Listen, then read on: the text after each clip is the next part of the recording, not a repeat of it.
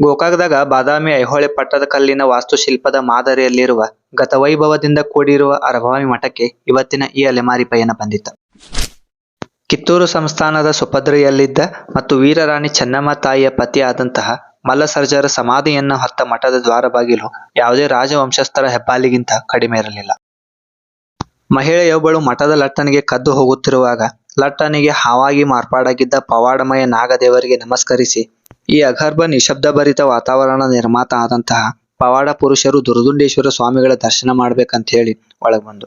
ಇದು ಗರ್ಭಗುಡಿ ಹೊರಗೆ ಎಷ್ಟು ದೊಡ್ಡ ಗಾತ್ರದಾಗೈತ್ಲ, ನೆಳಮಾಳಿಗೆನೂ ಅಷ್ಟು ದೊಡ್ಡ ಗಾತ್ರದಾಗೈತಿ. ಇಲ್ಲಿ ಆ ನೆಳಮಾಳಿಗೆದಾಗ ಹೋಗಾಕ ಮೆಟ್ಟಿಲುಗಳನ್ನ ನಿರ್ಮಾಣ ಮಾಡಿದಾರು.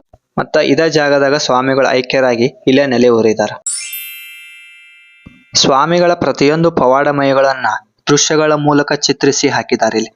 ಇತ್ತೀಚೆಗೆ ಐಕ್ಯರಾದಂತಹ ಸ್ವಾಮಿಗಳ ಗದ್ದುಗೆಗೆ ನಮಸ್ಕರಿಸಿ ಅವರ ಇರುವಂತಹ ಜಾಗ ನೋಡ್ಕೊಂಡ ಕಾಣಸಿಗುವ ಪ್ರತಿ ಕಂಬಗಳನ್ನ ಒಂದೇ ಕಲ್ಲಿನಲ್ಲಿ ಇದ್ದ ಕೇವಲ ಒಬ್ಬೊಬ್ಬರೇ ಈ ರೀತಿ 8 ಜನ ದೈತ್ಯಮಾನವರು ನಿರ್ಮಿಸಿದ್ದಾರೆ ಇವನ್ನೆಲ್ಲ.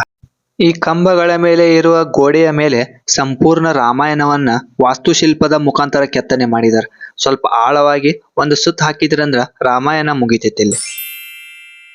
ಅಲ್ಲೇ ಆವರಣದಾಗ ಒಂದು ಕೊಳ ಐತಿ. ಮತ್ತೆ ಇನ್ನೂ ಅನೇಕ ರೀತಿಯ ಗರ್ಭಗುಡಿಗಳು, ಮಂಟಪಗಳು ಮತ್ತು ಮಲ್ಲಸರ್ಜ ಅವರು ಕೊನೆಗಾಲದಲ್ಲಿ ಕಳೆದಂತಹ ಕ್ಷಣಗಳ ಜೊತೆ ಅವರ ಸಮಾಧಿ ಇನ್ನೂ ಐತಿ.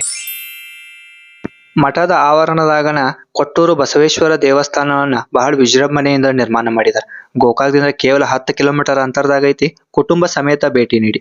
ವಿಡಿಯೋ ಇಷ್ಟ ಆದ್ರೆ ಶೇರ್ ಮಾಡಿ, ಲೈಕ್ ಮಾಡಿ, ಫಾಲೋ ಮಾಡಿ. Thank you.